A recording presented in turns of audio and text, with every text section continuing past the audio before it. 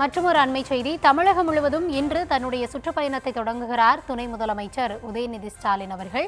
2026 சட்டமன்ற தேர்தலை முன்னிட்டு தன்னுடைய சுற்றுப்பயணத்தை அவர் தொடங்குவதாக தெரிவிக்கப்பட்டிருக்கிறது.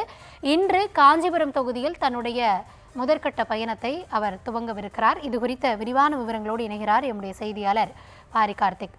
பாரி, வணக்கம். துணை முதலமைச்சர் இன்றைய தினம் தன்னுடைய அந்த பிரச்சார சுற்றுப்பயணத்தை தொடங்குகிறார். முதற்கட்டமாக எந்தெந்த பகுதிகளுக்கு திட்டமானது வெளியாகி இருக்கிறது? விரிவான விவரங்கள்.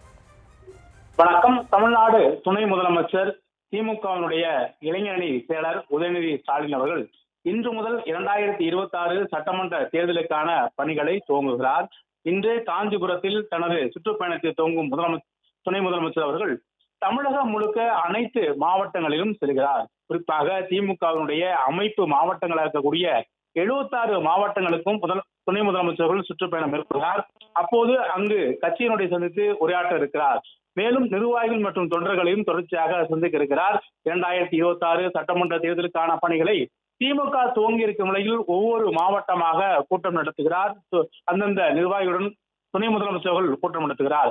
அப்போது தேர்தலுக்கான முடுக்கிவிடப்பட்ட பணிகள் ஒவ்வொரு தொகுதியும் தனித்தனியே கலாய்வு மேற்கொண்டு அறிக்கையின் அடிப்படையில் அவர்கள் செய்ய வேண்டிய பணிகள் உள்ளிட்ட பல்வேறு விஷயங்கள் குறித்தும் துணை முதலமைச்சர்கள் அவருடன் பேச இருக்கிறார். மேலும் இன்று காஞ்சிபுரத்தில் துவங்கும் துணை முதலமைச்சர்கள் நாளை மதுரை செல்கிறார். நாளை மதுரை சென்ற பின் தென் மாவட்டங்களில் இருக்கக்கூடிய அனைத்து மாவட்டங்களும் சென்று நிர்வாகிகளை சந்தித்து பேச இருக்கிறார். இளைஞரணி நிர்வாகிகள் மற்றும் கட்சி நிர்வாகிகளையும் துணை முதலமைச்சரும் இளைஞரணி செயலருமான உதயநிதி ஸ்டாலின் சந்திக்க இருக்கிறார். அதன் அடிப்படையில் தான் இன்றைய தினம் காஞ்சிபுரத்திலிருந்து தன் சுற்றுப்பயணத்தை துவங்குகிறார்.